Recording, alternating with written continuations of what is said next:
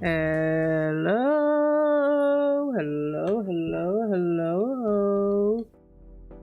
How you doing? We're playing Balatro tonight because Badger is feeling very unwell. Also, I didn't look at the new Balatro skins, so I need to look at the new skins to pick, maybe pick better skins. Also, the Sledge's princess look kinda fire. Hey, Ahmad! So yeah. Hey, Undertaker, how you doing? So yeah, Badger is very somewhat very sick. I'm on antibiotics, I wanna vomit really bad. But we're still streaming tonight. It's gonna be a shorter stream, for sure. We're gonna look at trailers and we're gonna play a bit of Balatro, and by play a bit of Balatro, I mean we'll probably won't be playing Balatro and we'll be talking about trailers. As you see in the title, I just want to talk about some trailers that came out today for Fuga and Pokemon. A bit of theory crafting. No way I'm playing the mental illness deck. You know, just having a chill run. Oh, I didn't play this deck yet. So, how are you doing, Undertaker?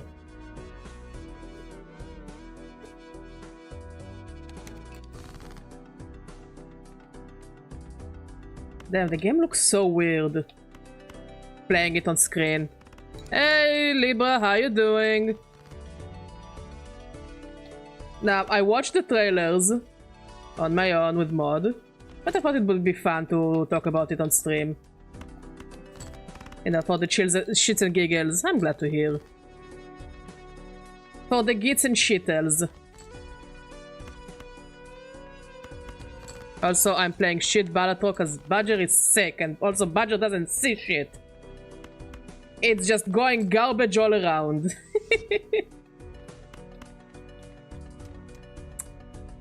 Fuck it, reset run. Nah. I'm not feeling it. So, did any of you play Fuga before? Or I'm glad to hear. Did any of you play Fuga before? Or... Well, I guess most of you played at least one Pokemon game. Ah, beautiful! Yes, you did, mod. Yes, you did. Honestly, Fuga is so underrated. Fuga, the new Pokemon games. Fuga, we'll see the third trailer, but basically it's a game where you control a group of kids who control a tank. And you fight against the not Nazis to liberate not France. And you can also sacrifice the kids. They can be your they're literally a cannon fodder. And it's the most depressing game ever in a good way. Holy shit, it feels so weird.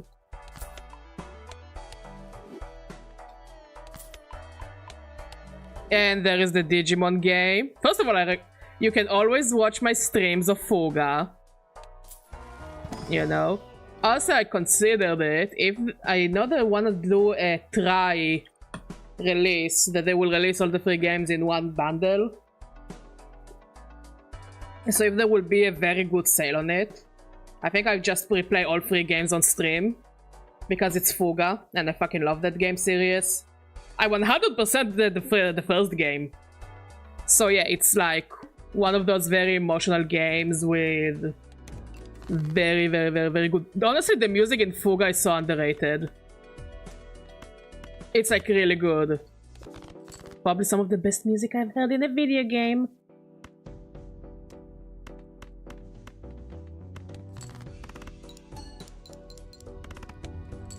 Or we can just start by talking about the Pokemon trailers that came out today, because they're also kind of fire. What happened, Chaos Kitty? What happened, love?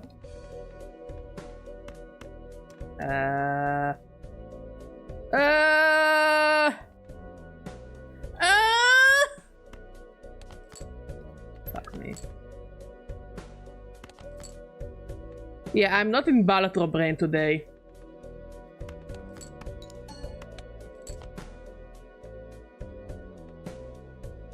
Wait. You okay?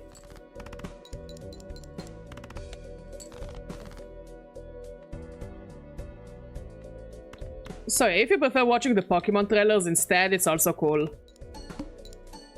Because I didn't really plan on playing anything too serious today, because Badger feels like garbage. Like genuine garbage.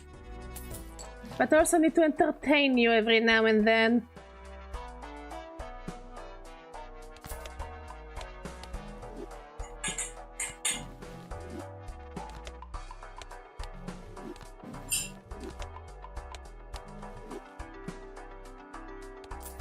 Any face cards?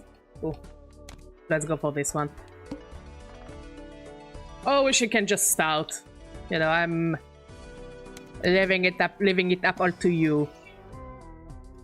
I hope I'll feel better until tomorrow. Shit, I skipped it by accident. I'm absolutely not used to playing this game on controller.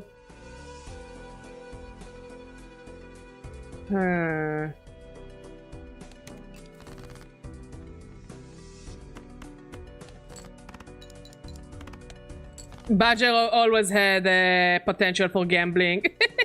Also, honestly, wait. We need to give Balatro a hand because they managed to... They fought for lowering the age rating on poker games. And they managed to lower it. Because we're gonna watch trailers, Pyroli. Don't you see the name of the stream? We're gonna watch a couple of trailers, and then it's gonna be a short stream, and then Badger is going to go to bed, because Badger is very sick. And also, tomorrow comes out Monster Hunter, so I really wanna feel less nauseous playing Monster Hunter. Because that would suck. Can I get at least a 2-pair?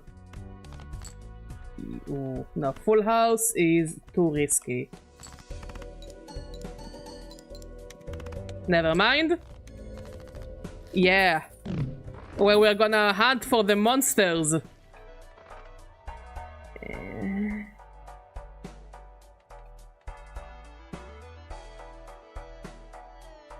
Yeah, there are so many good games that are gonna come out this year.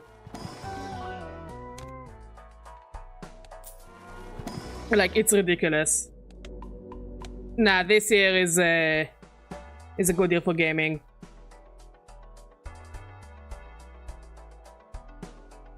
There are some YouTubers I follow that they buy all kinds of garbage from Temu. And honestly, some of the things for some of the Pokemon stuff are really good. Ooh, enjoy yourself.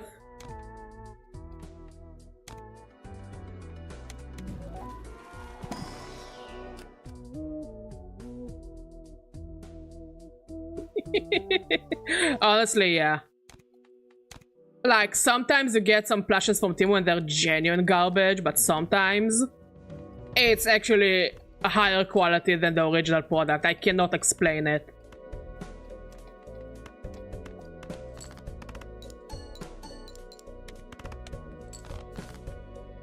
Ooh. You gonna make more orange wine?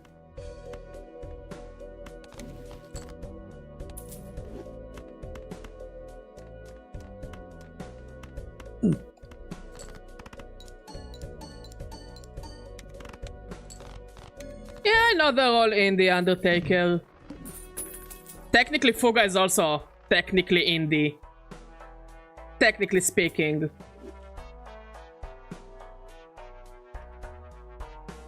The Lucario not, but I do want the Inteleon one and the Porygon one. Yeah, the Inteleon and Porygon ones definitely look up my alley.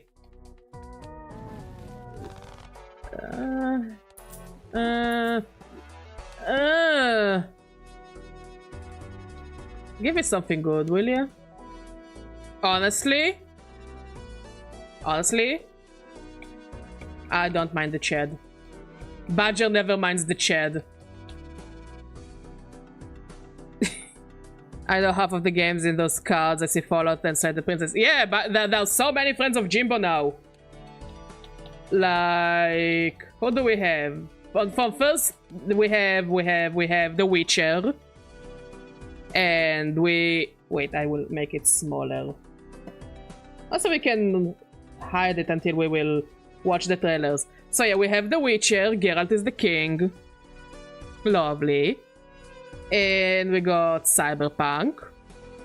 Shovel Knight.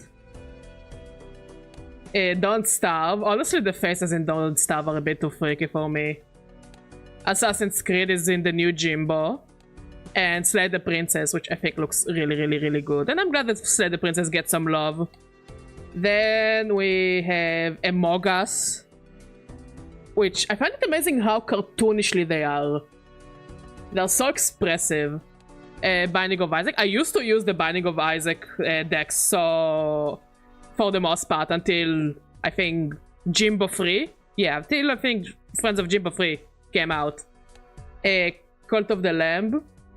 I mean, it's cute, but it doesn't look that cool in my eyes. Divinity, also used it a lot. Critical Role and Bugsnax. So we're gonna use the Bugsnax. I really need to play Bugsnax. We have Vampire Survivors. Slay the Spire, also used it. Love that the Huntress is queen. Potion Craft, never played it. Warframe. For all my Warframe bros and sisters. Fallout. And Dead by Daylight. I love the Jack. It looks really cool. I love the more expressive ones. And finally we have Dave the Diver. I love that Dave is the queen. They're releasing a new version of Among Us. For what? I don't know who asked for it. It was cool during the pandemic, but now it's like, who gives a shit? Stardew Valley. Never was into Stardew Valley. Again, it's one of those games that is like, oh yeah, have fun. Have fun. Enter the Gungeon. I used to really like the Enter the Gungeon deck, but then because of the King, Queen, and Jack look so similar to one another, I would do so many mistakes. Seriously, I wouldn't use it. Pro tip, I never use the Enter the Gungeon, even though I love Enter the Gungeon. I love that game. But they look so similar, and when you're tired or you're watching a movie, it's like everything looks the same. I never heard about this game. 1000X Resist, no opinions, no nothing. Civ. Actually, it's really cool they got Civ. It's better than the new Civ game. And Rust, which... I mean... Rust people need some acknowledgement, I guess. Do people still play Rust? By the way, I'm asking unironically. Do people still play Rust?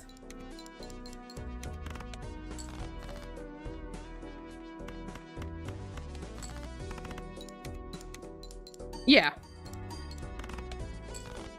I mean, from what I heard, the new Civ is really not good. Would have been cool if they teamed up with Inscription and Outer Wilds. They could, by the way. Again, I never thought they would collab with Assassin's Creed. Witcher? I mean, CD Projekt Red was their first collab. I never thought they would collab with Civ, which is rather big, or Critical Role, which, I mean, in hindsight, it kinda makes sense. So honestly, because Friends of Jimbo, it is, I wouldn't say the easiest thing to manufacture, but I would guess it technically is, because it's just 3 cards from a franchise in pixel art. They can just pump them out. But come on, mate, we want an update, we want new Jokers. We want new Jokers! Nah, I saw someone who made a mod of Balatro.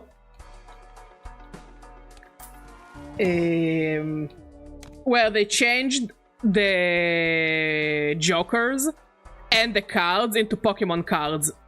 All pixel arted, all looks amazing. Most of the Jokers got new abilities because of the mod.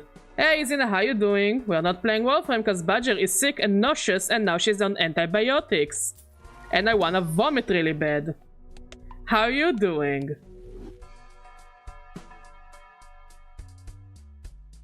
Oh, it's okay, it's okay. We're just gonna play Balatro and watch some trailers, and it's gonna be a short stream. And hopefully I'll distract you from my really bad Balatro skills tonight, because Badger feels bad. Bad and sick.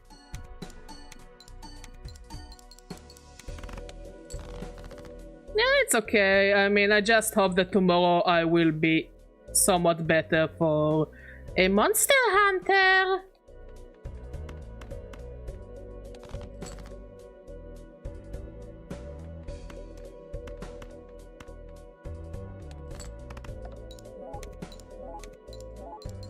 No, seriously, if I'm going to be nauseous tomorrow, I'll be so pissed. Yep. I decided to use all the new Jimbo cards. Because why not? I love Friends of Jimbo. We need more Friends of Jimbo. And it's free.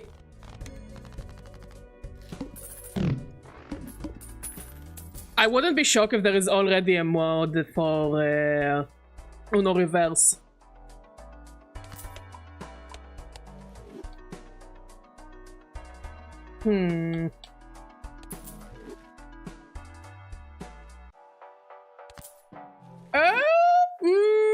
I'm not mad about it.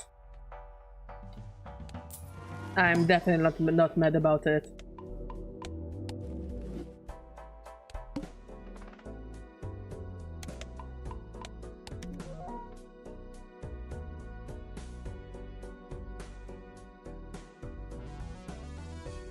Sure. But I'll be waking up at 7 to start playing Monster and we'll be getting ahead. I'll probably play it like around noon. Like after we have lunch. Should have put the king. Oh well. It could have been so beautiful with the glass king. No, I need to make soup. We have adult things to do.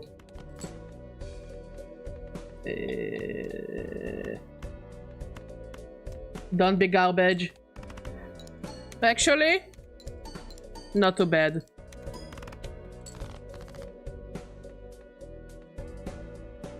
Yeah, take out 2 kilos of chicken out. Yeah, I'm making tomorrow the biggest of soups.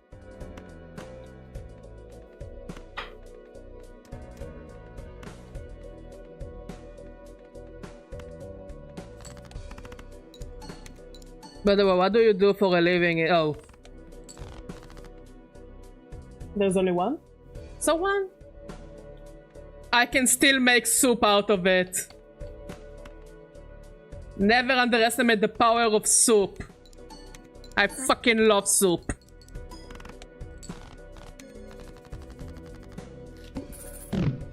Damn, I'm not doing too bad today. But I will never have 4 of a kind. And see how my next hand is going to be 4 of a kind. That's the king.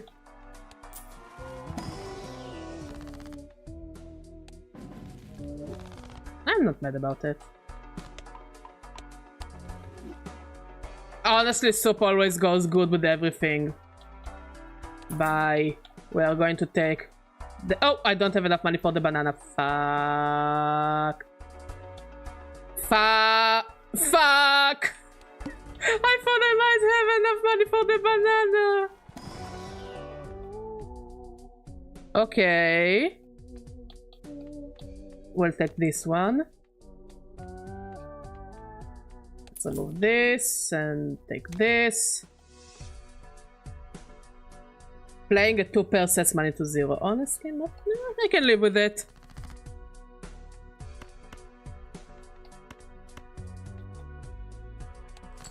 Flashback to Pyroli talking about dreaming about getting... No, it wasn't Pyroli. I think it was Pilo. Also, everyone tomorrow post pictures of soup on Discord to scare the Polish. It would be so funny for me. Mostly for me. Only for me. Just giving people soup trauma. Soup related trauma. hearts. Wait.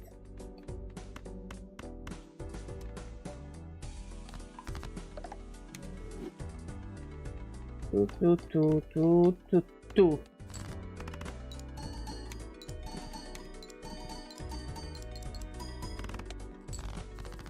Well, you should have soup. Why don't you have soup?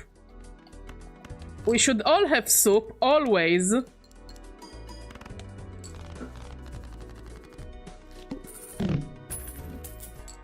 Soup is good for you. Soup is good for the soul.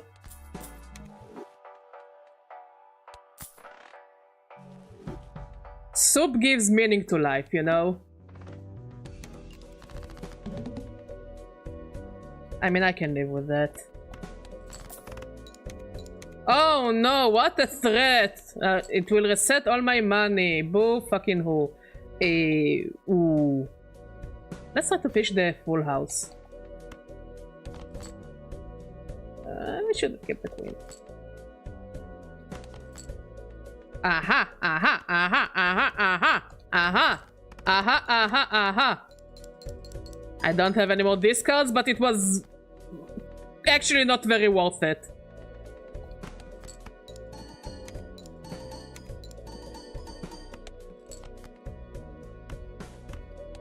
Yeah, I think this run is down. Should we play the mental illness difficulty? Fuck it. Let's watch a trailer first, so I'll have something to talk about. And the first trailer we are watching is the Fuga one, which I am super excited for, because it's going to be the final game in the series. And after that series, I genuinely hope they will either re-release the old games, as in Tales Concerto and Solato Robo. Because Solato Robo is really good, with some of the craziest plot and some of the craziest lore. And Fuga just makes you wanna cry. A lot. Like, a lot. Let me know if you all hear it and say it well.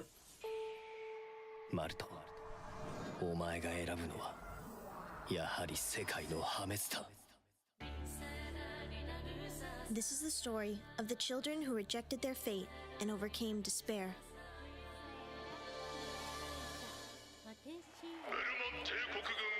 Mate, as long as it's soup, I'm happy. We all need to eat more soup. The world will be better if everyone consumed soup. We all need more soup. And those are the not Nazis.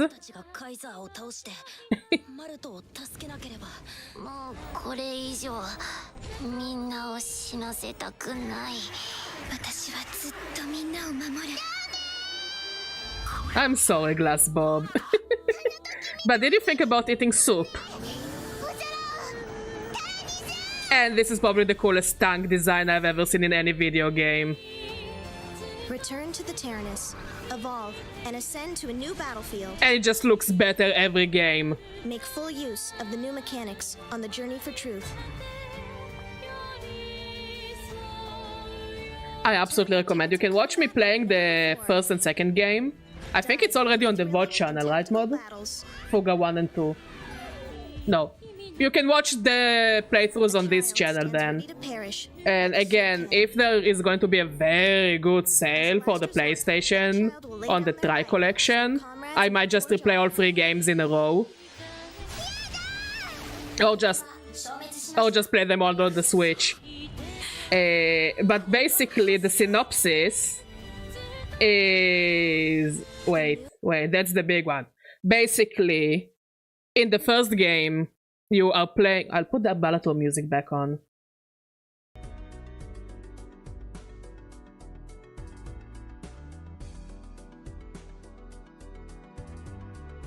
Balatro music. Let's put it on my current run. And there is a reason why people call it the mental illness, the purple steak.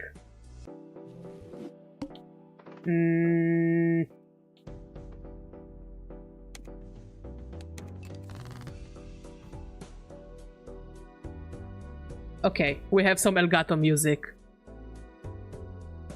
What do you mean? Oh, it was moved? Okay. Cause soup is good for you, Glass Bob. So yeah, as I was saying, in the first game, you are controlling a group of kids. Their village is being attacked by a group of not Nazis. Whoever they can capture and put in labor camps, they catch and put in labor camps. The kids run away. Just a very small group of kids, led by one kid named Malt, who is the oldest one. He was like, what, 13 in the first game, I think? Either 13 or 14. You know, the oldest, quote unquote.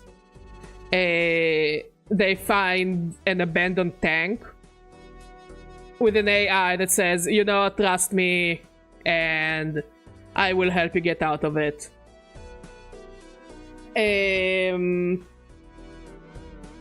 When they get into the tank, of course, it does tank shit. The kids are very good at using machine guns on their first day on the tank. The youngest child is what was like 4 or 5 years old. They are very good with machine guns. But eventually they get overwhelmed. And the AI called Jean basically gaslights them to use a thing called the soul cannon. The soul cannon, you basically sacrifice a soul of a child for one big shot, one big blast that like does shit ton of damage. Either shit ton of damage or kills the enemy. But it costs the life of the child. Yes, you use a child, the child dies. It doesn't come back. I managed to finish both of the games without losing a single child, besides plot reasons. And then something happens, like a glitch in the time comes back. Before a child sacrifices themselves, Mal takes leadership, and they manage to overcome the Bearman army that invaded their village. And when they came back to the village, they couldn't find their grandparents because their parents are dead. Some parents are dead, some parents are alive, grandparents, it's just a mess. And as they move forward, they just manage to unravel the story and why the war started. And for the entire story, they also collect more kids. And as they go on, the AI Jin just keeps gaslighting them to keep on fighting and to use the soul cannon. But she doesn't force the kids, but she definitely, for the entire game, she gaslights the kids. It's the right thing to do. Are these kids from Promised Neverland? Why are they always so smart? When I was 12, I was just the person busy being with. They're not smart, they're kids. Only one of the kids is very smart. Only one of them is very, very, very smart. The rest have, like, you know, the motherly or the big sister qualities, small sister qualities, leadership roles. You know, only one kid is actually smart. And he grows up to be an inventor in the world of Little Tail Bronx, which is the, you know, the umbrella for all those games. Like, we know for a fact only his fate.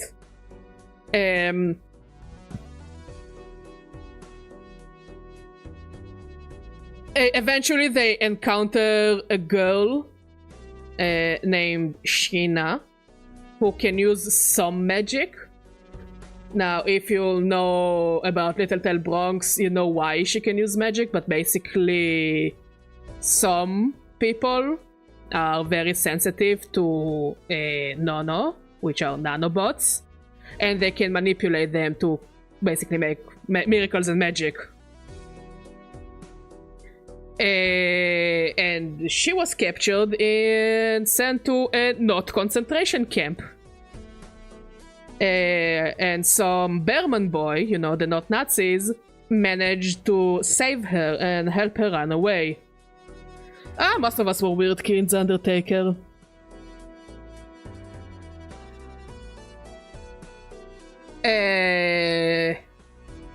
And when we meet this girl Sheena, we help her run away from the Bearmans who are running after her. Who?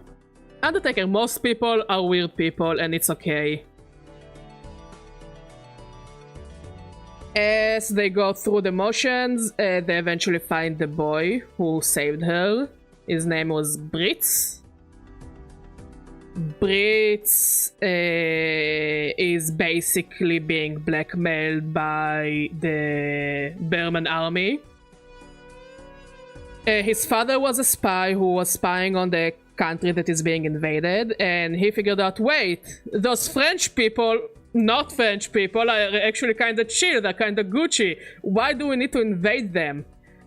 We'll get nothing good out of invading those people. They're just normal people living their lives. The Bearman army didn't see eye to eye with his ideal of, you know, those people are kind of good, and they executed him. And they took his daughter and wife, sent them to a labor camp, took Britz. Now Britz is like 12 or 11. I think he's 12 years old, and they sent him to be a soldier. And he basically does whatever they tell him. Or else, you know, they will get rid of his sister and mother. Now, none of the kids are very big fans of Britz, because again, Britz is part of the not Nazi army. And but if you manage to make them, you know, go together, get to know him, he's kind of a chill kid, and by the end of the day, he also does it to protect his family from the not Nazis. Now, if you don't do it, if you don't befriend him and just kind of leave him to be by his lonesome, he will take a tank from the Bearman army under the command of the Big Bad and will try to fight you. And if he loses the fight, he commits kaboom in his tank. But if you manage to befriend him, the kids kinda can kinda talk sense into him and tell him, wait, we know where your mother and sister are. We can save them. Also, they managed to save the not concentration camp, and that entire story is also kind of fucked. Are you telling me the lore? I'm just thinking of the scene from All Sign in Philadelphia where the one dude explained his paranoid investigation into Pepe Sylvia. What? Nah, this lore is crazy. And I didn't even go to the backstory of the plot. Keep listening, Undertaker. That's just the first game. And we're not done with the first game. So, near the end of game 1, and also I'm not going into all the things that go in and out in the game, I'm just going by the important plot points. So, after they save, they manage to convince Britz that his family is fine, and they take him to his family in the labor camp they liberated. Is just like completely on board with the kids. Eventually, there is a city in this region called Little Parisia, which is basically Paris. A giant monster levels the city and raises it to the sky, and the kids with a little tank manage to jump on the city before it leaves the ground to fight that monster. Now, why? And while this all happens, you understand that the AI on your tank has beef with this giant godlike monster, because its fight was never technically over, and it was built to fight it. So it managed to gaslight a child many years ago. It fused him with so much nationalism. I am not kidding. she made the kid not Nazi. Yes, it is complicated, but it's so good. She managed to make the kid not Nazi as a child. And she just waited for the day he will strike that not France, so she could fight someone to pilot the tank. I actually think I saw someone buying food from Timo and it looks so disgusting. So she can have one final rumble with the giant monster. Which of course the kids win. But it also leveled the entire continent. Now the entire continent is in the sky. It's all floating islands now. Because of how strong the explosion was. Yeah. Or you will just watch my playthroughs. Second game takes part I think a year or 2 years after the main plot. Someone manages to run away with one of the tanks.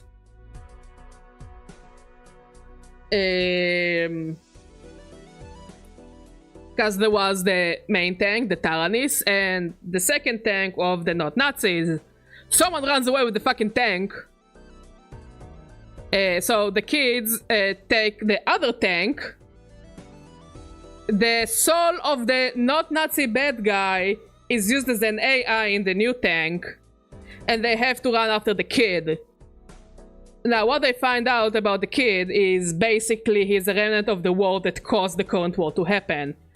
Many, many, many years ago. Still, the soul cannon is a thing, by the way, and if the tank feels threatened, he will force the kids into the soul cannon. He doesn't gaslight the kids, he will shove the kids into the room. He will make them cannon fodder. And in this game as well, child death is permadeath. Yeah. Not big happy fun times. So they learn more about the war, they learn more about the magic system of the world, which is basically math on steroids.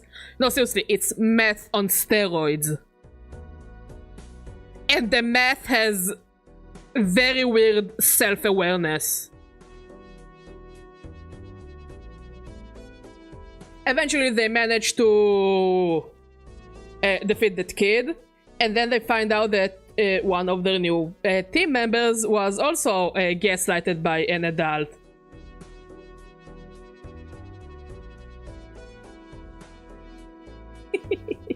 And yeah, because I need to give you the context so we can continue watching the trailer for the third game. And basically, he wanted to use... yes, numbers with self-awareness on fucking steroids. The math managed to create giant monstrosities. Countries with the most math are the strongest countries. I am not kidding, by the way. It's called Juno. This really crazy math. Yes, it can create monsters, it can create weapons. It's the strongest thing ever in the world of Little Tale Bronx, and it's so strong that it made humans extinct because they were fighting over it. Now, why the main characters are cats and dogs? Because the group of scientists who tried to create a weapon that would counter the Juno, they had pets with them. So the Juno realized that maybe the next most intelligent being to invest in are cats and dogs. So they made cats and dogs evolve and turn humanoid. Yes.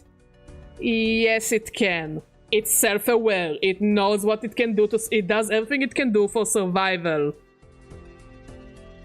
Because this world doesn't really have magic. It has math. And the magic that characters like Sheena can use, and her entire tribe, which is, by the way, is very Jewish coded, and I love it. They can manipulate the nanobots that stayed from the war. They don't know that it's nanobots, but they can feel it. And they manipulate them to make magic. And yes, it does make Sheena one of the strongest characters in the game, because she can just create an earthquake, or heal the team, or create shields. She's a fucking monster. Yes!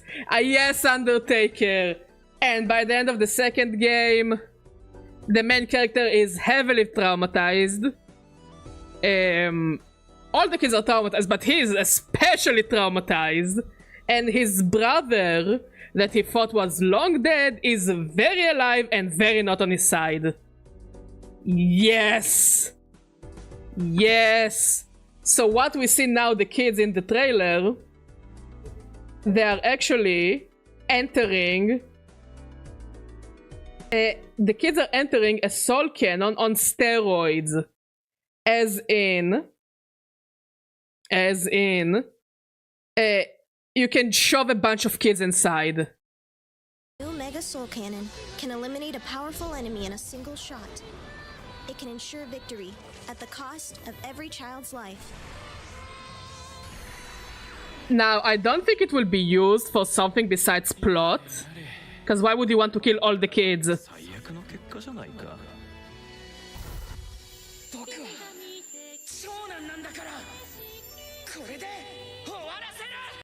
Here's the thing, it never was planned. I don't know if it was always planned to be a family feud.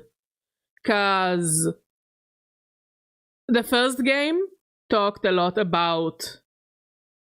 The first game, the plot was very simple. It wasn't complex. It was a group of kids wanted to save their family. Wait, I'll return the Balatro music. Group of kids wanted to save their family from the not Nazis. And it evolved into a bigger conflict, but it never went above that. And by the end of the day, they just all wanted to do it to save their families. And you also see the kids basically growing into characters, and this character growth goes into the second game. The second game was more complex because Malt became the de facto leader, so every choice became more difficult for him to make, and he's a child. In the second game, he's 13. He's a child. Nah, the combat system in this game is so fun. Also, you can send the kids to the mines now. Rather than that fucking minigame you would go to try and salvage materials. I always fucking hated it. Honestly, it was the worst part of Fuga. Yeah, go and shoot some critters and try to get materials. Oh, it's all the materials you didn't need. Gee, thanks, Fuga. This is all I wanted. Garbage.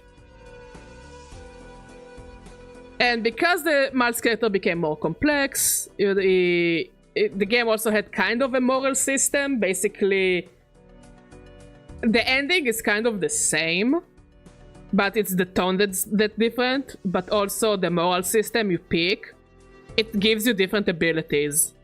And I would say going in the more... I wouldn't say it good, because it's like, are you more combative or are you more team-oriented? So if you go through the team-oriented stuff, you get things that heal you. And healing items and healing is always cool. You can send the 4 kids into the mine because of sentient meth robots. Yes, because how else will you upgrade your tank without sending the kids to the mines? So, second game is way more personal, because many of the kids get kidnapped, many kids are about to lose their lives. One of the kids technically dies, and then she comes back to life. Yeah, that was also a very wild story. And the second game became more complex story-wise. First game, very simple. Second game, more complex. I'm pretty sure third game is going to be fucking wild. Also, I love that we see Hannah here as an adult, and... she's pregnant, so I guess we will have to keep guessing who is the father. I put my money, it's either Malt or Kyle. But I love Hana. Hana was amazing. Hana was an amazing healer in the first game. Take wing. Also, the music is fucking fire. Despair.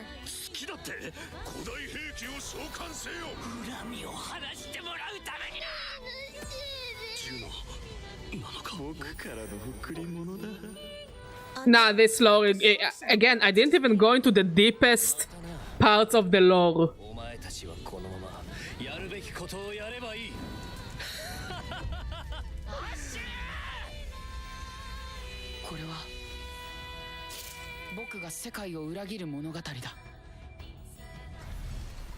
Enter the battlefield of Fuga, Melodies of Scale 3.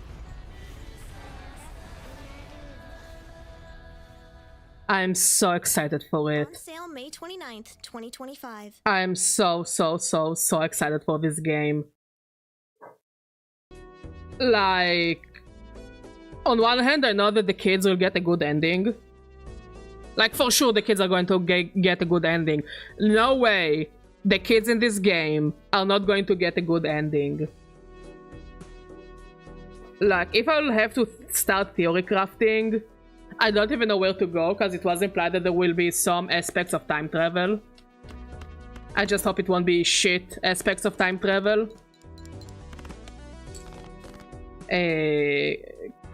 Because from my experience, time travel either goes okay or it goes garbage. No in-betweens.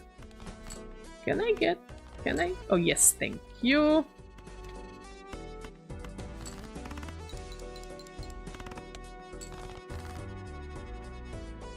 And another thing I liked seeing in the trailer is how characters like Kyle and Brits managed to, you know, talk about what they went through.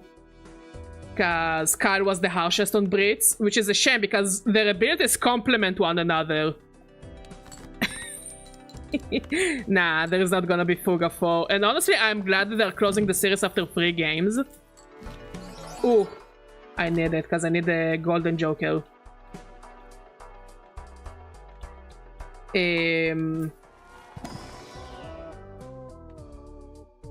I want both. Blueprint is always good to have. Blueprint will just have to wait. Fuck it. For now, wait, it's incompatible? Okay, that was a waste of money. Never mind. Hey Octavius, how you doing? I'm a bit sick, but we're talking about trailers, so it's a shorter stream.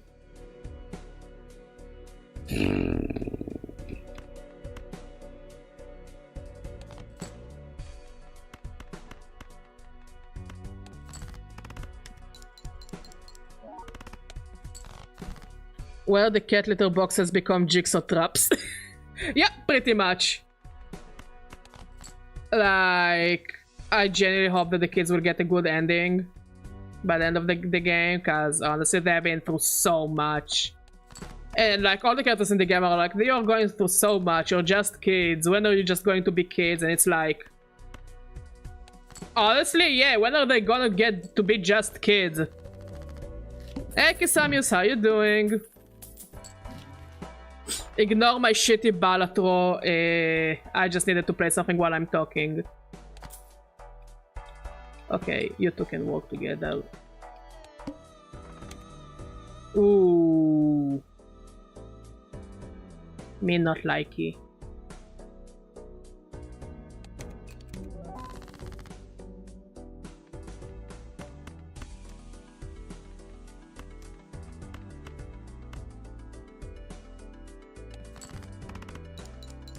Like, I would definitely say that Fuga is probably one of my favorite series. I didn't even expect it to be so good. I just saw... I don't remember who it was, but I saw someone play it and was like, damn, this game looks fire. And yeah, this game is fire. But also fucking depressing. It's like, damn kids, cheer up a bit, please. Please cheer up. Let me get a stray. Let's try to get a king. Let's try to lure out a king. Aha!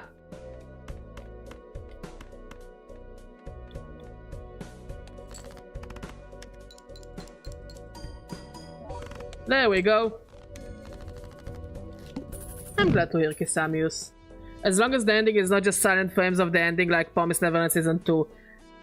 Okay, technically, in every game of Fuga, it is silent frames of the characters. However, it is done well, because if the characters are dead, they are blacked out. Sure, I will watch it now, Undertaker. So yeah, the characters are blacked out in the frames, and it makes you feel so bad when you see it. It's like eating you on the inside.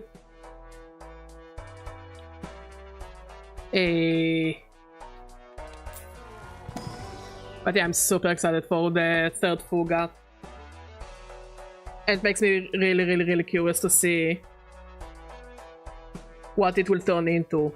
Okay, the last time I saw you.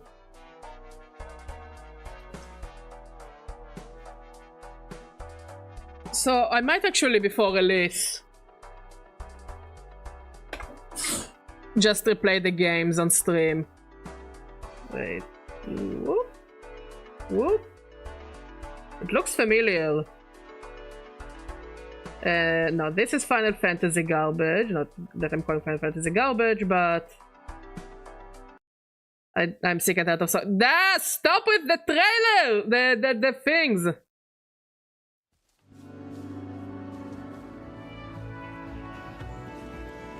I think I may have seen a trailer for this game before.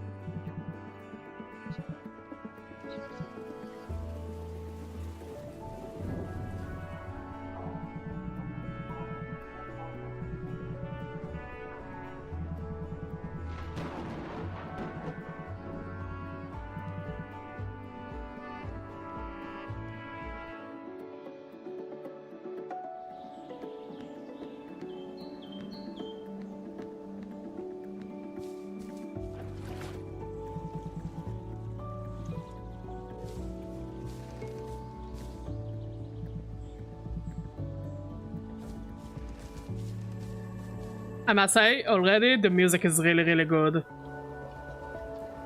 I really like in video games that ethereal-esque music. It always gets me emotional. Hey, Offer, thank you. How you doing?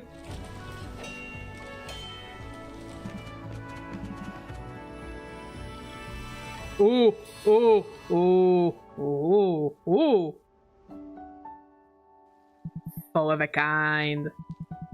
And it wasn't enough, motherfucker! It looks really cute, I must say. I'm pretty sure I've seen the trailer for this game before. I really like the music. The music sounds really good. Like really good. Okay, I can work with that. Like, I'm a sucker for good music. Sometimes I can, when I see a game trailer, it's enough for me to hear a good enough soundtrack to know that I want to play the game. It happened to me in so many games, by the way. It's like, oh, I don't know what I think about. Wait, I know what I think about the game. The music is fire. I don't know, I'm a sucker for good music. It looks really cute. I think I've seen the trailer before. Like, every time before I start streaming, I just sit and watch trailers. Maybe I should start watching trailers at the start of streams with you guys. What do you guys say?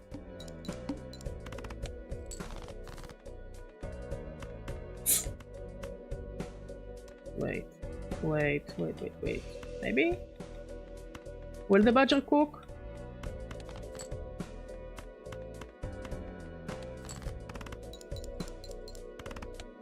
The badger cooked! Like, I don't know, I like watching game trailers, even if I'm not planning on playing the games.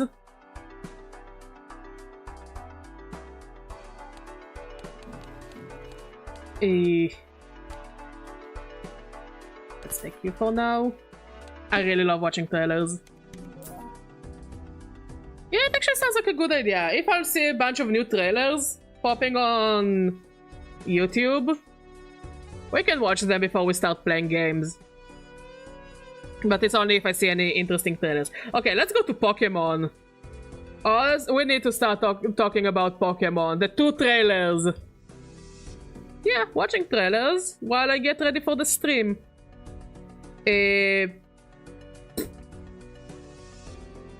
Let's watch the Pokemon trailers.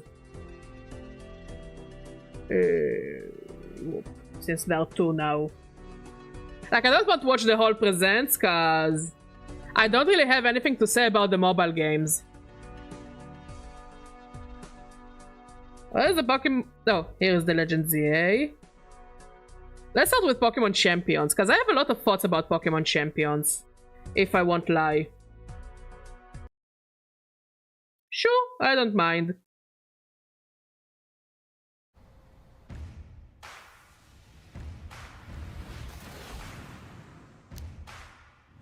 While I'm playing Balatro.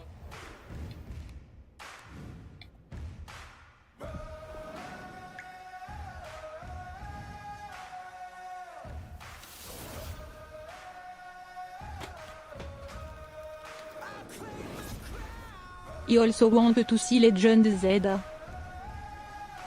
We will put Legend Z as well. But chat, don't worry.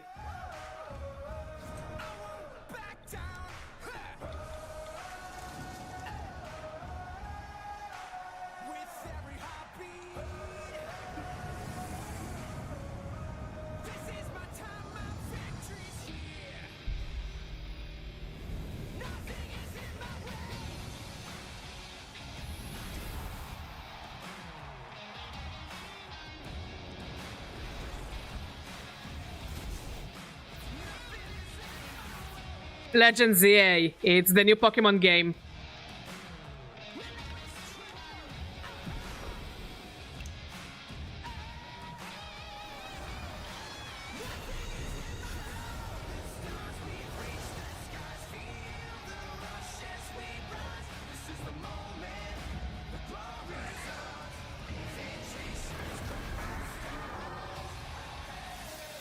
I know what you're talking about, but no.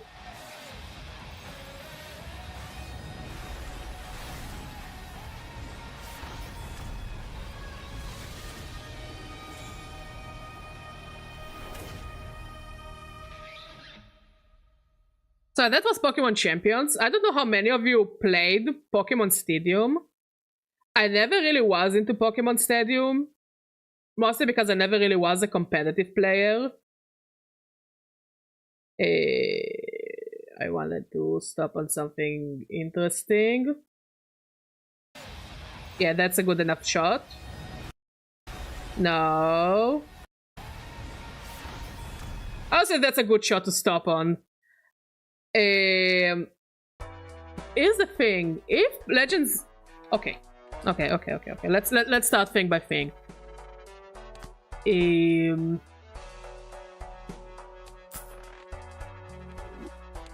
I don't know how I feel about Pokemon Champions, if I will be genuinely honest. Like, if it's going to be really good, I might play it, or maybe even get into the competitive scene. No.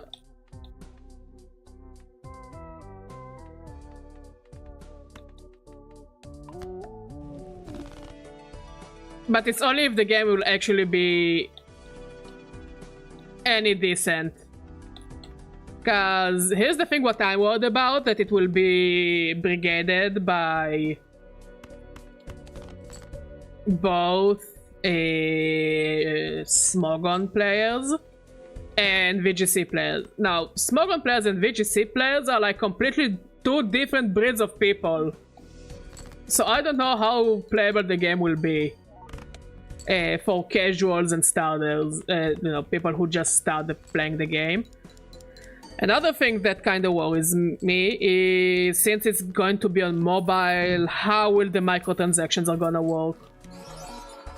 Like, clearly this game, I think, again, I might be mistaken, the game will probably be free. So, yeah. I am curious about Tera Mega. Also, Tera Mega, I don't think we will get a Mega that can Tera. I think it will be... I wouldn't say too broken. I will say it will just work weird. As in, I don't know how they can balance it.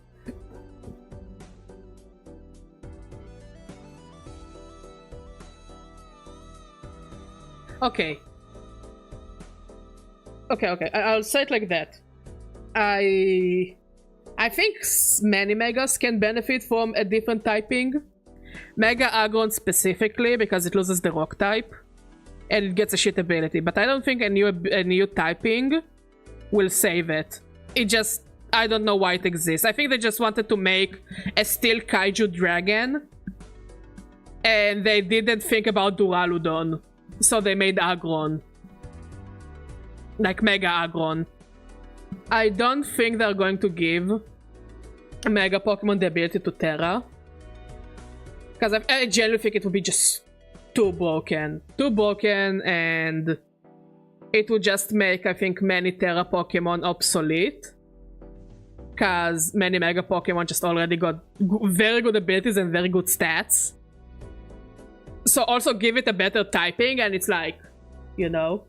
I think it was also smarter to just spread it. The Tera and the Mega. And make them work side by side. Also, we don't know if it will be you will be able to have a Tera and a Mega on the same team. Maybe it will be only one of the gimmicks. Now, another thing that I'm curious about is, will we get Dynamax? Will we ever see the return of Dynamax? Like, I know that many people are not big fans of Dynamax and Gigantamax. Because it's only 3 turns and they grow bigger and that's about it. Which, you know, fair. Like, I'm not... I wouldn't say I'm a hater of Dynamax and Gigantamax. I'm just saying they're probably not the bestest gimmick. Also, will we get Z moves again? Like, how many gimmicks are they going to put in the game? Like, I do think that Mega and Tera are probably the better gimmicks out of all the gimmicks they had. But some the Gigantamax Pokemon look really, really sick. Okay, it's a shame that those designs will be lost. And Z moves were game changers in so many places.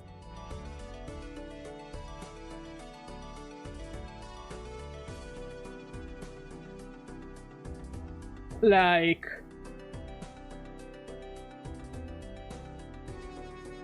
Like, it always hurts me when character designs and... Specifically in Pokemon, they just get lost and never used again. Like, Primal Dialga, for example. Like, those designs shouldn't be lost to time. Wait, and it will be a shame. Badger will be very sad if those things will disappear.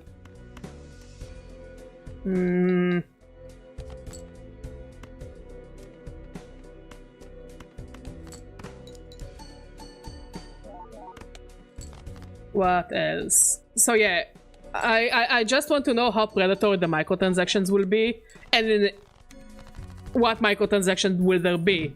Like I saw in a different Discord server I'm in. Nah, not worth it.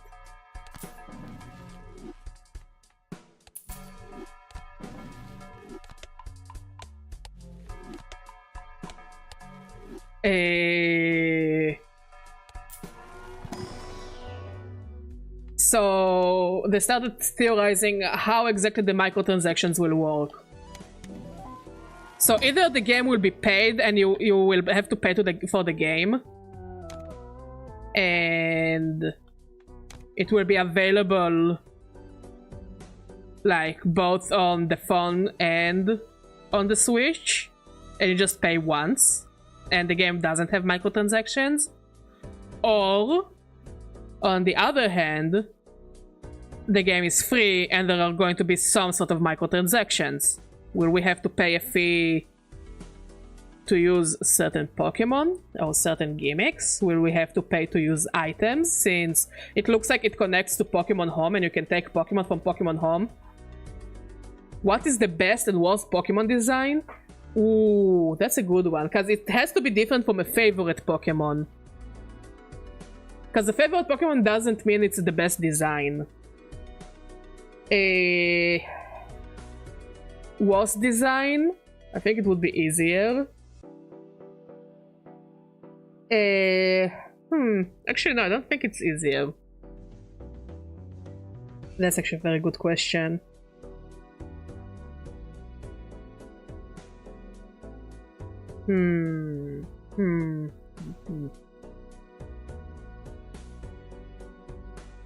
Just a Pokemon design. No, visual.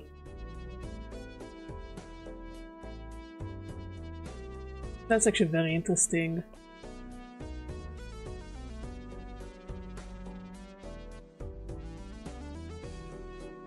I think the best design will probably have to go to Rayquaza and Mega Rayquaza. Because it's not just green snake from space. You get the godly feeling from it. Phalanx. Phalanx is very cute. It's very good design. It's very clever design. I would say it's a clever design, but I wouldn't say it's the best design in my eyes. In my eyes, the best design is definitely Rayquaza and Mega Rayquaza. Because once you reveal the Mega Evolution for this Pokemon in the game, it's just like this. And whenever it appears in the anime, it's like such a hype moment. You know, even when they did the trailer for the raids, for the shiny Rayquaza raid in Scarlet Violet, it was always so hyped. And seeing people with their shiny Rayquaza hyped, it's like, it's not only because it's a shiny legendary dragon. It's not only because it's a legendary, you know, it's not only that. This Pokemon has the hype thing. And it's Mega, it's even more hype. You know, those very beautiful color strings going from it, and it's so powerful. Wait, I'll just put it on screen.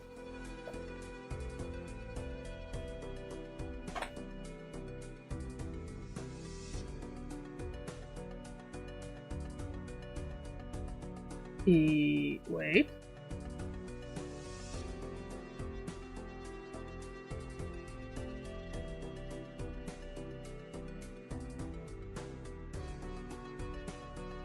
This is regular Rayquaza.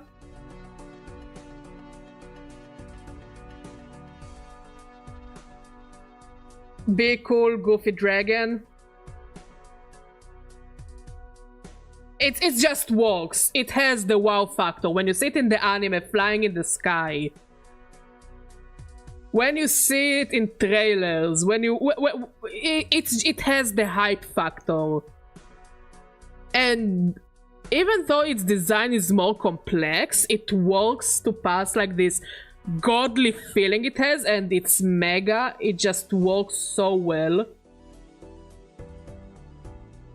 Like its Mega complements it so well, you know, the strings it has, and the shinies, it looks even better.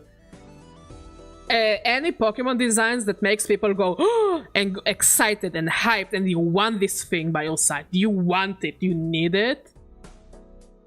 Okay. It's a good design in my opinion. It gets the job done, and not only to sell plushies. This thing works. Now for the worst design, I guess it would be the three monkeys. Their final evolutions.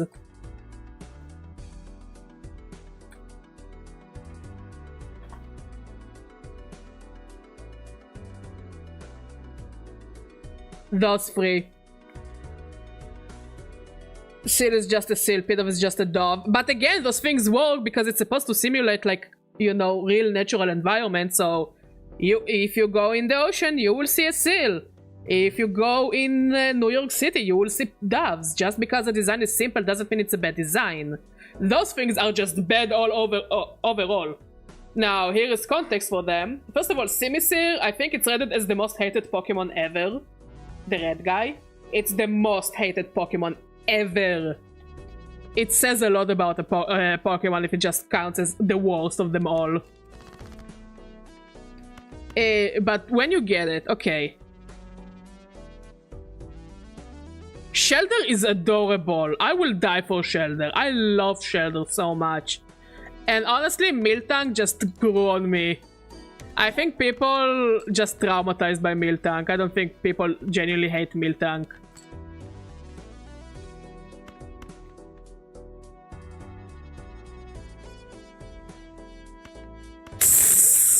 Why Sableye?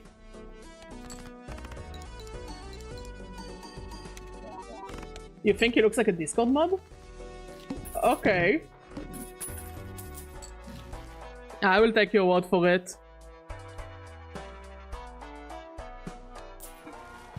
Also, yeah, definitely read it. So yeah, when you get those monkeys, it's best you get them before the first gym. And they're supposed to help you pass the first gym, because the first gym is this type stronger against you. Nah, Miltank is kinda cute in my eyes.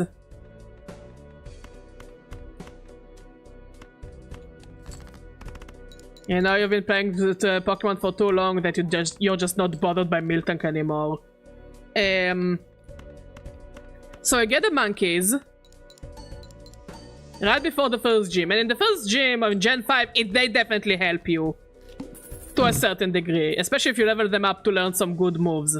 I think like the fire one gets Incinerate really early on, when Incinerate is a great attack.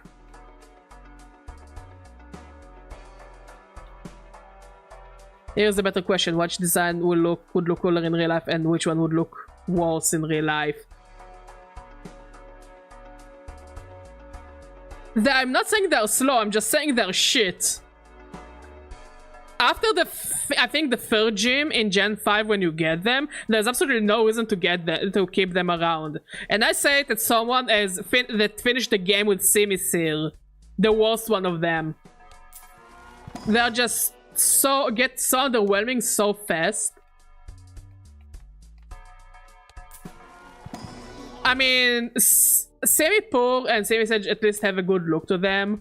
I think I even remember the nickname I gave to my Simisear. I think I called it Biker or something. If Pokemon were real, which design would work and which one would look worst? Honestly, if I'll be genuinely honest with you, Undertaker, 90% of Pokemon, if they were real, would look shit. Because then they will have real textures. And then it will be all confusing. Almost all of them would look like garbage. The reason that it doesn't work in the Pokemon world and it always will look cute and it will work well is because they're cartoony enough.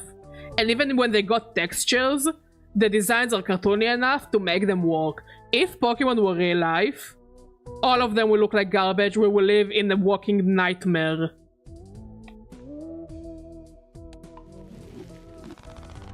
At least what they represent is a bit cool. Yeah.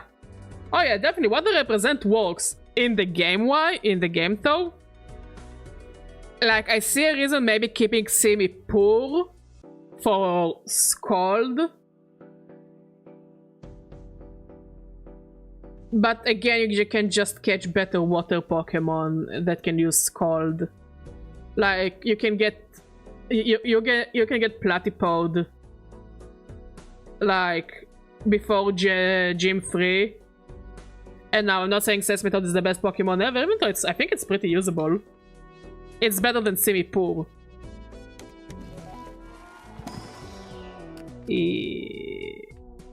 Let's take you.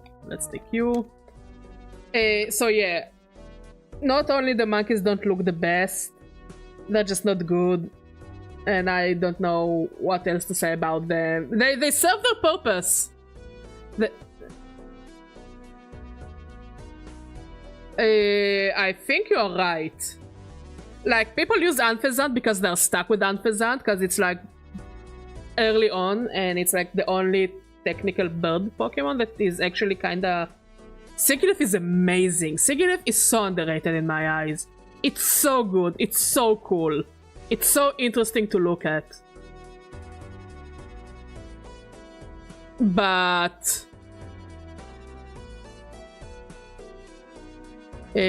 most people are just going to keep on with Unfezant because it's good enough as a fly chain slave. And you don't really have many other options. Like, you got Swoobat, which is a happiness evolution. But again, it's just like, okay, you know, again, nothing too good.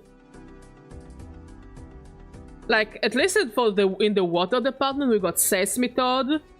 And if you're really going niche, Basculin is kinda usable. Kinda. But again, it's just kinda meh. What else was there? What other water Pokemon? Here's the thing, I really like Gen 5. Gen 5 is probably one of my favorite generations. But it definitely has a lot of like, meh. Like, it's the generations that gave us Crocodile and Scrafty, two of my favorite Pokemon. I also love Zipstrika. Some look cool, most of them are horrifying. Real life Lickitung or the Apom in Detective Pikachu are fucking horrifying. Can I select it, please? Thank you.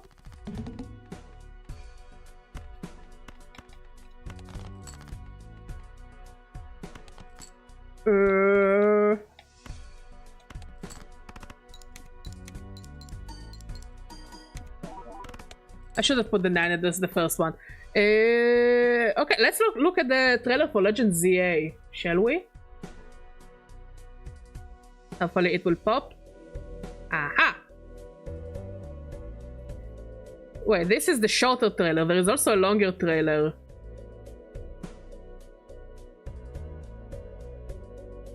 Here, an extended look.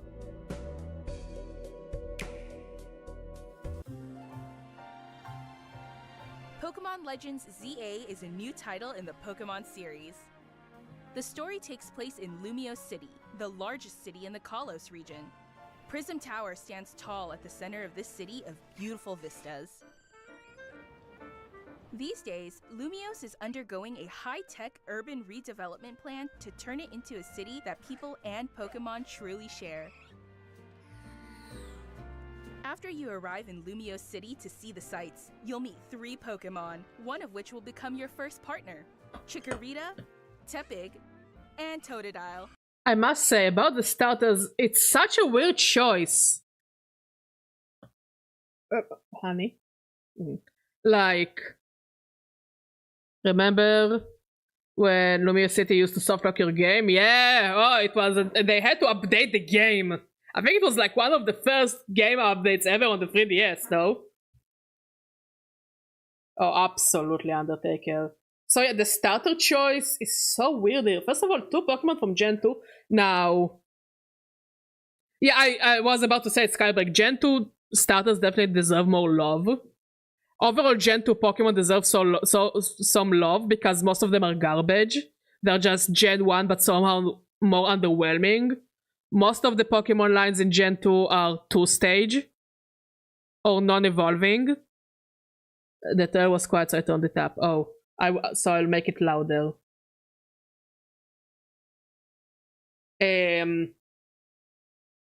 But it does make me think what they're gonna do with them.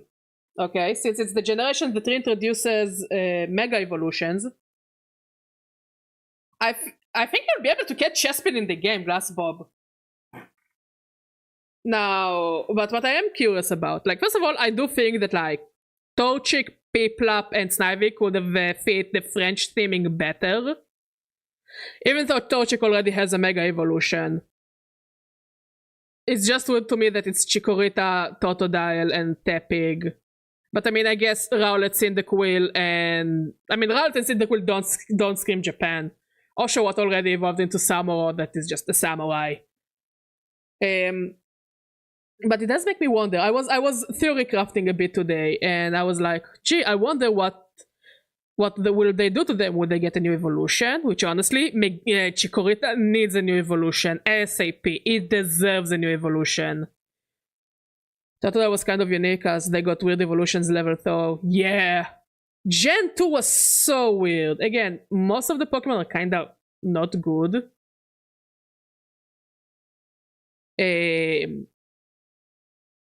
I'll say it like that. Gen 2 was really not good. They just tried to copy Gen 1, and somehow you're stuck with very forgettable Pokemon. You know, besides Heracross and besides Fort. And Fort is popular just because it's cute. Okay? It's popular because it's cute. You have the Tyranitar, and you have the Scizors, and you have the Heracrosses. You know, and I mean, I don't count the legendaries. Legendaries never count when I talk about a generation. Gen 2 Pokemon are just very underwhelming. I call Mega Meganium.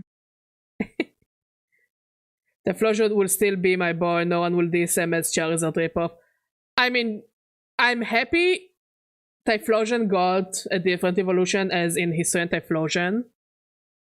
But I mean, regular Typhlosion has the same stats as Charizard, which again, it's one of the things that kind of suck about Gen 2. Why was it necessary? Why so many single stage evolution? This is why Gen 4 kind of sucks, because most of it is to try to make Gen 2 okay.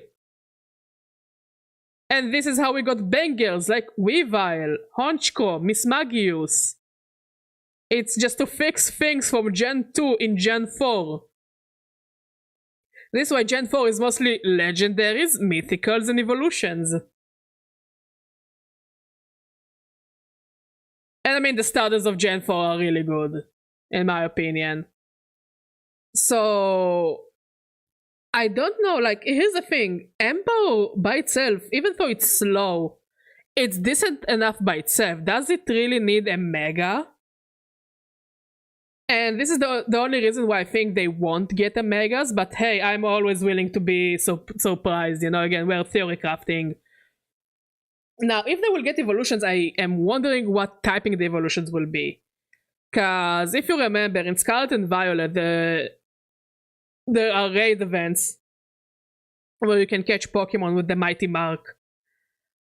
Now, the regular versions of the Hisuian Pokemon, you know, Typhlosion, Decidueye, and Samurott, they got a Mega, not a Mega, but they got a Tera type that is stronger than their secondary type in their Hisuian versions. One thing is need Mega and how much favoritism Gethering has for someone. Oh, absolutely.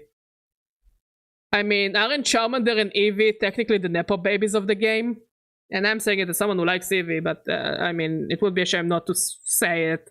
Eevee is a Nepo baby. I absolutely agree with you, Glass Bob. Honestly, I agree with you. Hard Gold and Soul Silver is, I think, the definitive edition of playing Gen 2. Because first of all, you can catch Gen 2 Pokemon in Johto. Some of them, yeah. I think like Larvitar is still like in post game, which is like weird, but you know, okay.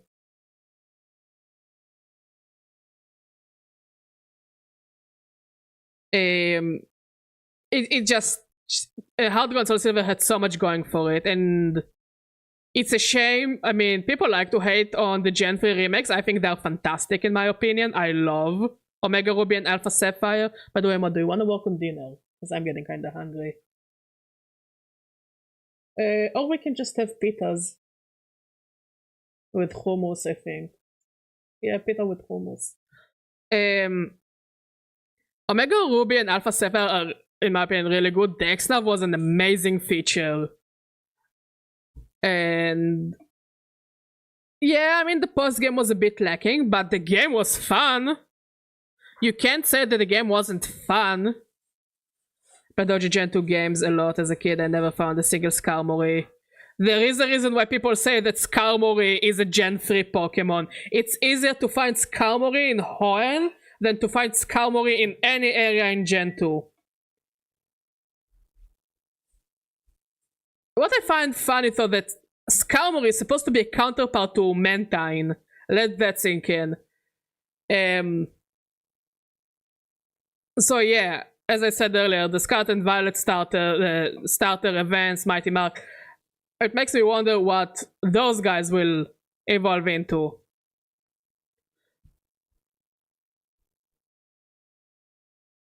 Yeah, no, it's I got a UTI, Owl, and it hurts like hell. Like, it genuinely hurts like hell, and I'm so nauseous, so I hope it didn't reach the kidneys. I got antibiotics and painkillers, but the painkillers are not really helping, so I just want to vomit all day long. So hopefully by tomorrow I will just feel much better. Also, get out of rest, Owl, and eat soup. Get some good soup. So if you're going by the Scarlet and Violet logic, that the Tera type of the starters is going to be stronger than their evolutions, it means that... wait, what was... I think I forgot what the Totodile one was. Wait, Jinx and Magmar also kinda look bad in my opinion. Honestly, Jinx grew on me so much after I started using her. And Magmar looks fine in my opinion. It's Magmortar that I am kinda not a big fan of. Okay, so that's worse. Yeah. It just kinda sucks overall. So yeah, I'm really curious. Also, I think it's the first new game trailer that we got that didn't actually include any new forms for the Pokemon. Absolutely, Electivire looks amazing. And every game that I got to use Electivire, I got to love it more. Yeah, I agree with you, Glassbob. This is why Gen 2 games are kinda garbage, because most of the Pokédex is behind post-game. Who thought that was a good idea?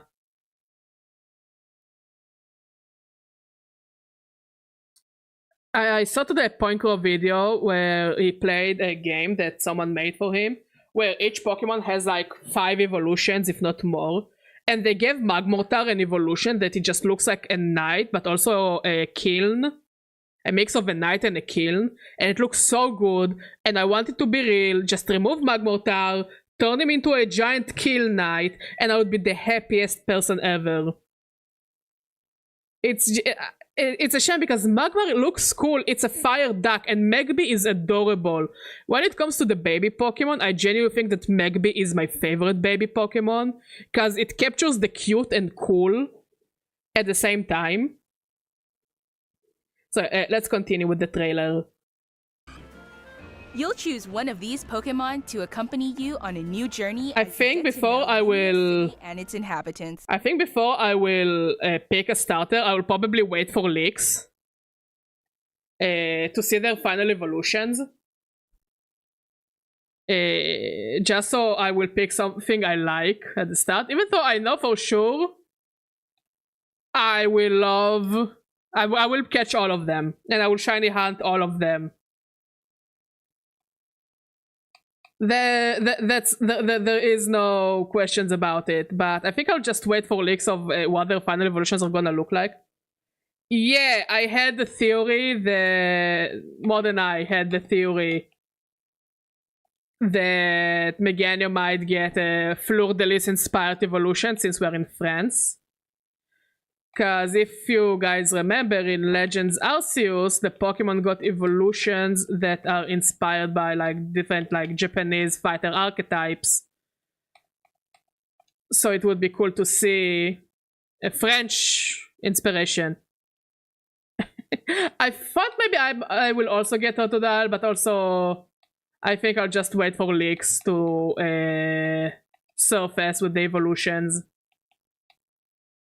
Which again doesn't matter because I will catch them all.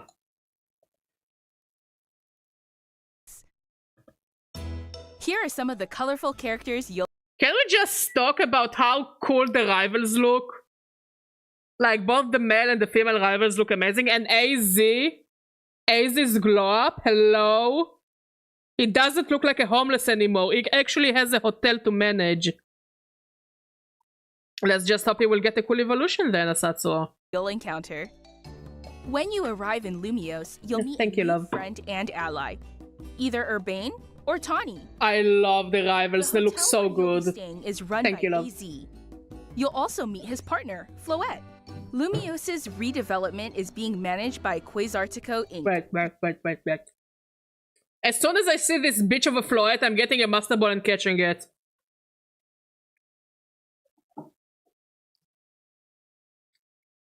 I mean, I guess by the end of X and Y, you know, after he fights you, they're all like, hey, you can stay around, you're kinda chill. And then he got a hotel, cause Morpho thinks he can live in Paris and not pay a big rent. In what timeline? So... Cause AZ was more significant to the plot, but you barely see him in the games. I mean, he's allegedly the king of chaos who fucked over everything for his Floette. And you see him like 3 times in the game. It looks really cute, Owl, in my opinion.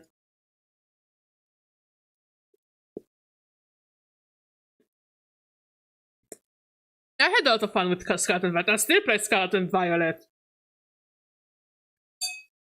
It gets the job done, in my opinion. But yeah, AZ appeared like 3 times. So I'm not surprised people don't remember him. But yeah, I will fucking throw a Master Ball at his Floette. We have been waiting for too long to catch this stupid flower. Floette. Lumiose's redevelopment is being managed by Quasartico Inc. Totally not the bad guys, by the way. Company's CEO Jet and her secretary Vinny. The different people you meet will make your time in Lumiose all the richer.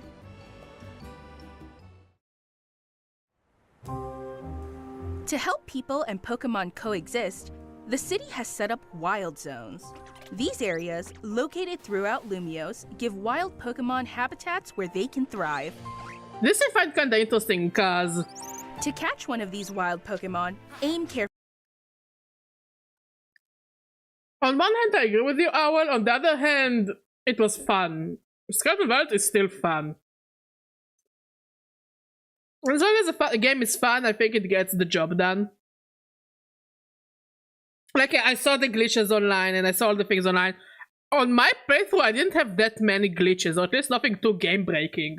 I know people had, like, issues with their save files.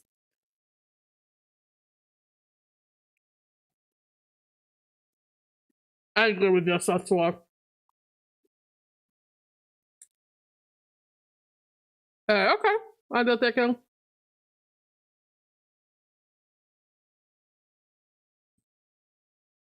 Honestly, the textures were very fun. It's okay.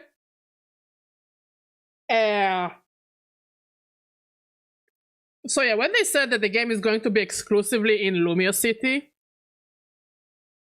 I was curious about how they're gonna handle wild Pokemon.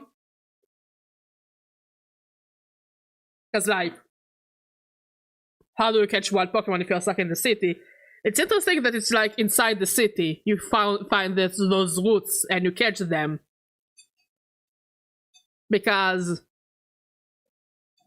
it means that the map needs to be much bigger.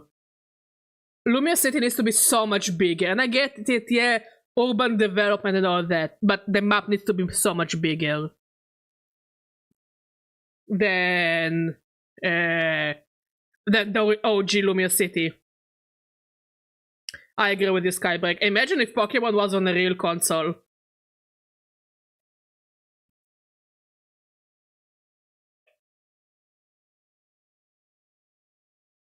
Carefully.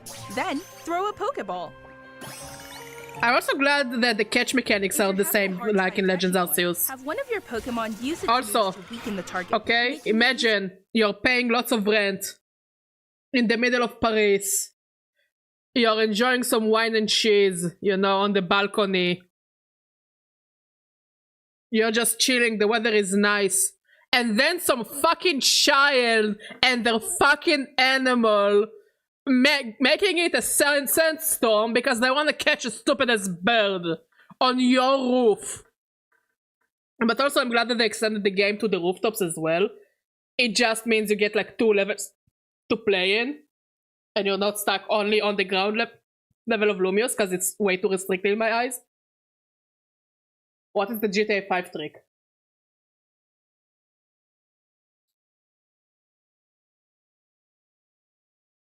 Wow, absolutely, or dive, or dig! Imagine you're trying to go to sleep, and then some trainer is on your roof, and they're telling the Rhyhorn to use dig. And the fucker digs through the roof. You just have a Rhyhorn on your bed, on you, crushing you to death, because some trainer thought it would be funny to dig. Easier to catch.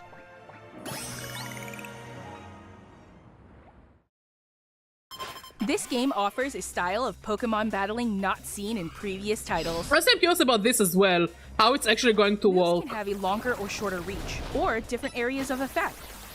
So choose your timing and position Yeah, to gain Red in Paris is going to go down once they introduce Pokemon. Lead your partner Pokemon through battles and dodge incoming attacks.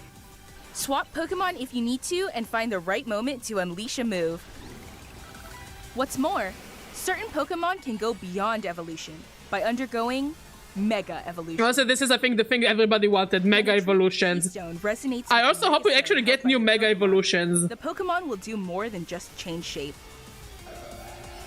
It'll unlock a new level of power, turning the tide of battle in its favor. As Lumios continues its transformation into a city that belongs to both people and Pokemon, who knows what kinds of encounters and experiences will await you. Pokemon Legends ZA. Coming late 2025. I swear, if I have to run up and down Lumios City looking for Zygarde Cells, I'm going to fucking shit myself. It's going to take forever.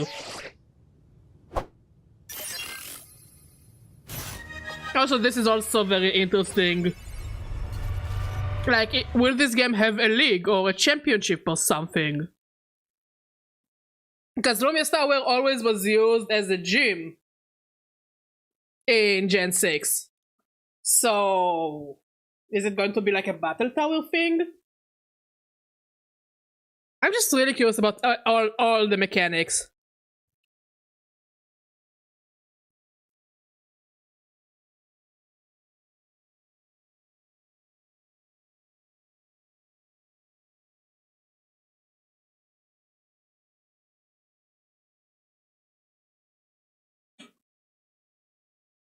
I must say also the character designs of the main characters, and the rivals are very appealing to me. It might not have a gym, but there is something about it. I guess it will be like a battle tower, a league thing, Elite 4 new location. Maybe. Maybe a Rotom will take over Lumios Tower or something. Like, but I think we can all agree that the urban development guys, I think their names are Jet and Vernie. I think we can all agree that they're gonna be the villains, the bad guys of the game, right?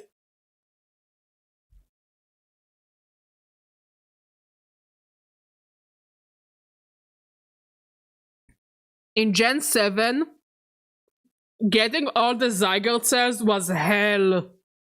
Because many of them are time-based. Many of the Zygardes were time-based. So if you could play only during evening, you can get morning Zygardes.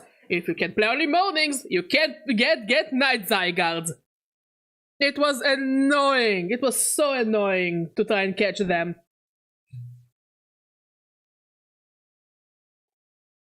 On the other hand, it could also be just, you don't have to get 100 Zygarde Cells, or whatever amount of Zygarde Cells.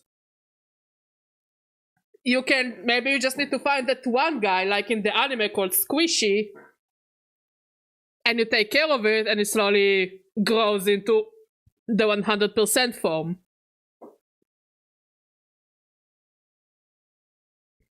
I'm just glad we got to see good dog Zygarde. The 10% form.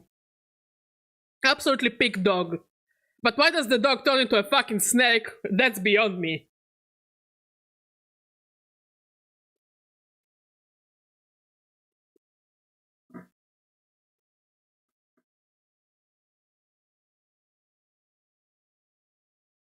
Can I get my medication, please? The box.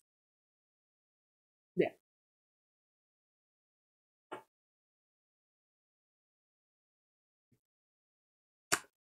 Like, I have a lot of questions, but honestly, from what I've seen so far in the trailer, I don't hate it. I don't hate what I see. Oh, we're also getting Okami 2 this year. I wish I had a trailer to show you guys, but we don't really have a trailer of Okami. We just have a teaser. Hey, Pillow, how you doing? But even the teaser looks good. Honestly, I'm excited for Okami 2. We don't even have the release date, do we?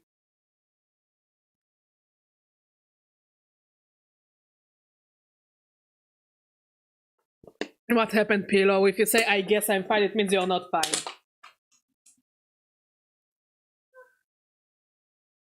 I am sick as fuck. I'm on medication. Let's look at the Okami 2 teaser. Honestly, when I saw it for the first time, I genuinely got teary-eyed. And it's just 1 minute of trailer.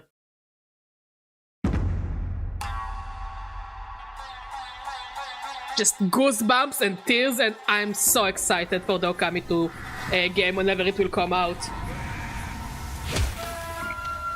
What do you want to check, Pillow?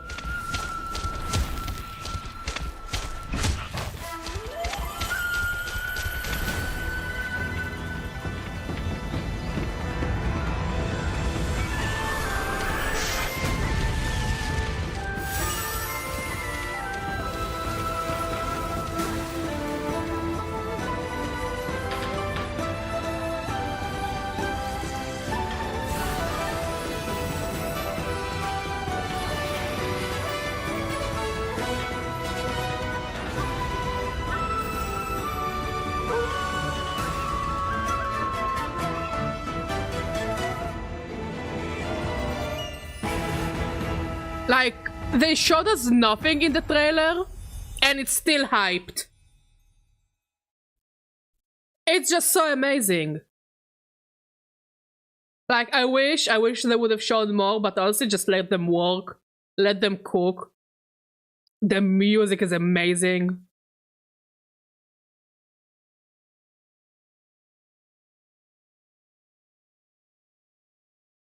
Go for it, Kisamius. I finished it on stream a long time ago. It was so good.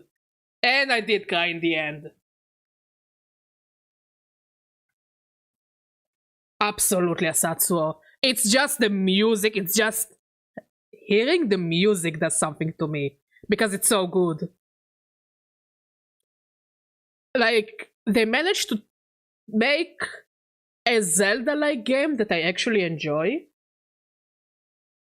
And it's not because you just play a wolf that is a good explanation why you're a silent protagonist. It's also because how unique the gameplay is. As in, you know, the drawing, the art, the puzzle solving. Like, you can miss so many things in Okami if you don't know what you're doing.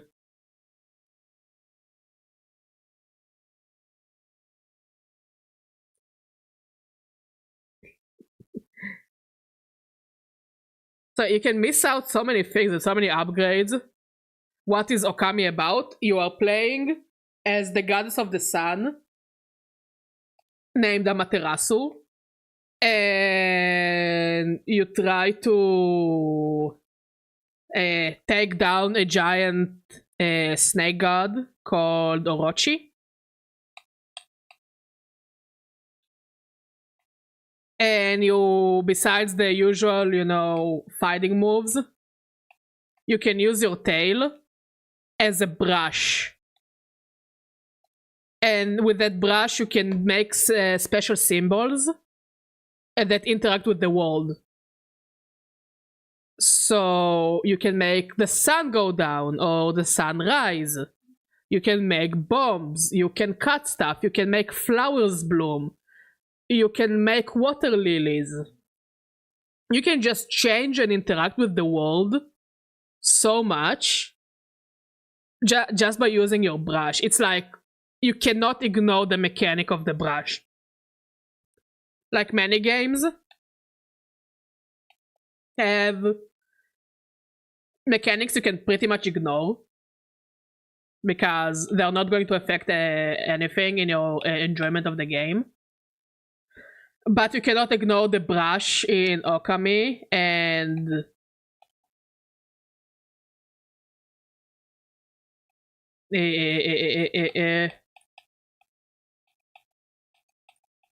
and you do want to look for the brush gods to, again, to interact with them, to get their powers, to solve the puzzles. It's amazing. It's beautiful. And you can get it for genuinely dirt cheap. Because it's such an old game, you can get it on dirt cheap everywhere, and it's probably the best time you will have with a game. And the music, oh my god, the music is so good. No, seriously, the music in Okami is just so good. Always gets me emotional when I hear it. And they actually did make it feel like you are controlling a wolf. Yeah, it's just a game where you perform miracles. And people just think you're a regular old dog. Which makes it even funnier.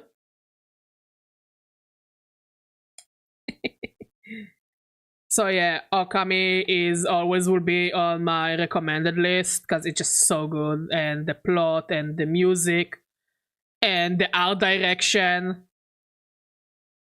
And also, final trailer that was interesting is the Digimon trailer, which is clearly a sequel to Cyber Sleuth. We need to play Cyber Sleuth on stream. We need to finish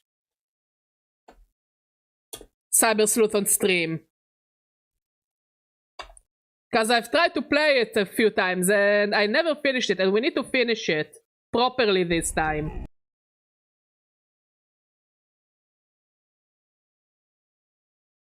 Yeah! No, I didn't play New Vegas. Mod played New Vegas a bit, I think. Just a tiny bit he played New Vegas. Break free. Become unbound from the laws that govern reality. To turn the gears of time once again. An apocalypse. I agree with you, Glass Bob. Parallel worlds. As their fates begin. I'm excited for both, honestly.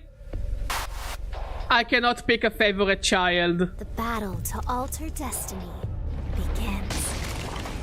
Embark on a journey alongside gods, heroes, and monsters of bygone eras. The anomalies, known as Digimon.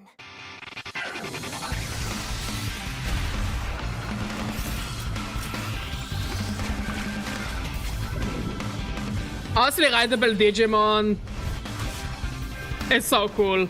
Seize the future. Oh, they're excited for both, but Digimon changed director, and I'm really looking forward to what their new direction is going to be. I think we can all agree that this game is probably a direct sequel to Cyber Sleuth. You cannot convince me this game is not a sequel to Cyber Sleuth in any shape and form. It's the same Tokyo. It's absolutely the same Tokyo. It's even the same font. Who am I kidding? But yeah, I'm also excited for it. If there is one gripe I have with the game, the new Digimon game, I don't like the character designs. No, like really, I genuinely don't like the character designs. I think they're kind of a meh. Digimon, actually, I think some of the art directors for Digimon are also used to work with Atlus, by the way. Just saying. So if you see like similarities between the two, yeah, it's the same guys usually. But yeah, I don't like the main character designs for the new Digimon game. I don't know, it's just kinda...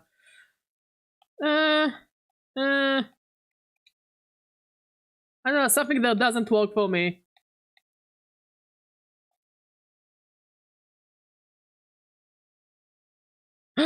Oh no, it does stand for digital monsters. It's not even that they look goofy, they just kinda look off. Also, looking by the final picture of the trailer, I think we can guess that our new partners are going to be Devimon, Patamon, and Gomamon. And I'm all for Gomamon. No, I'm generally all for Gomamon as a starter Digimon, because Gomamon is one of my favorites.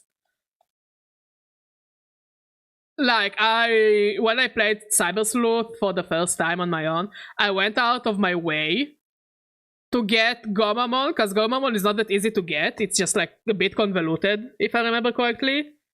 And I went out of my way to get Vikemon, because it just looks so cool. It's a Viking monsters. Somebody I know is gonna be very happy with the Devimon. That's his favorite line. Again, I'm just guessing, cause why else would you show us those 3 Digimon if those are not the starting options? Say Undertaker, we're gonna finish here soon as well. I'm just happy for Gomamon. He's my favorite boy. He's my bestie.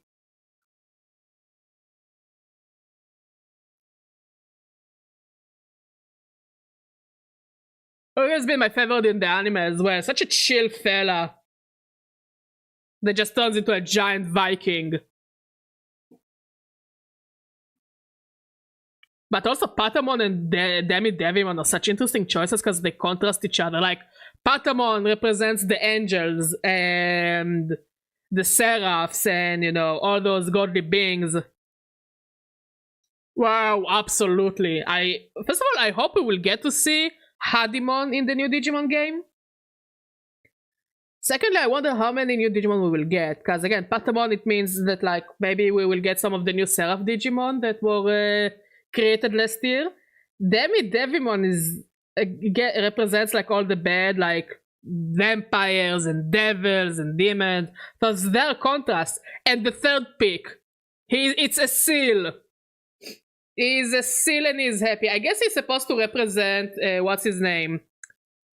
The beasts, as in fuck, I forgot his name. The Digimon, the giant rabbit Digimon. That is supposed to be representation of the cherubim.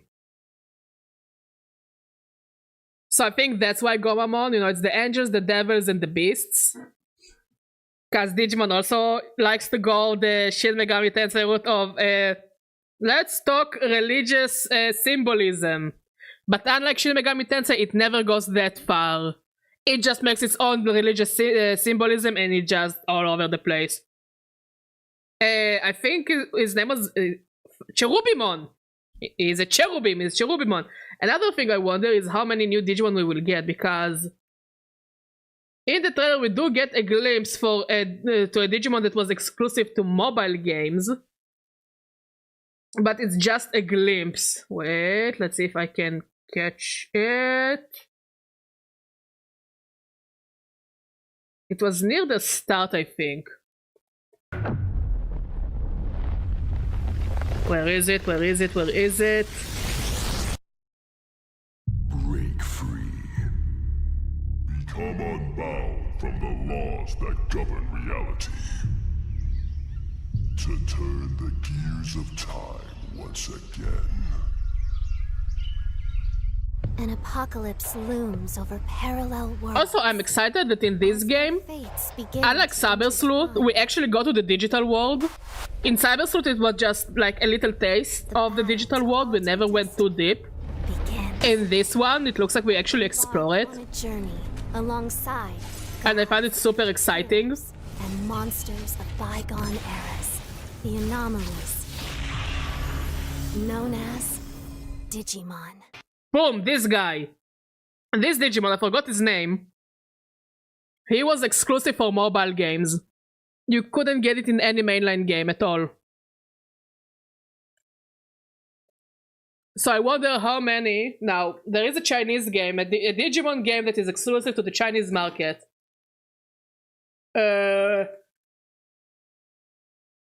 And they get a lot of exclusive Digimon. And many of them look really amazing. Really good. So I wonder... Hey, Recluse, how you doing? So I do wonder how many of the exclusive Digimon, like mobile exclusive Digimon, we're gonna get in the main game. Again, this guy was exclusive to mobile. And how many of the new Digimon we're gonna get? Specifically, will we get Gilidramon? Because I love Gilidramon. It gives me life, it gives me power, it gives me anything. It's a Gillisuit Digimon is genius. It's just genius in my eyes. Also, there are the new online series, which is Digimon. What? I forgot the names. One is about the card games. And another series, which is like their counter-terror group, but they use Digimon. So I wonder how many of the new Digimons that appeared there will be in the main game. And also there are the Digimon that are exclusive to the Digimon Walker. The Digimon pedometer thingy. Will we get them in the new game? I'm just so curious about what we will see. Because it does seem like many of the Cyber Sleuth Digimon will reappear in the game. We need to replay. I'm putting it on my to-play list. To play Cyber Sleuth before this game comes out. Did it get a release date? I'm curious.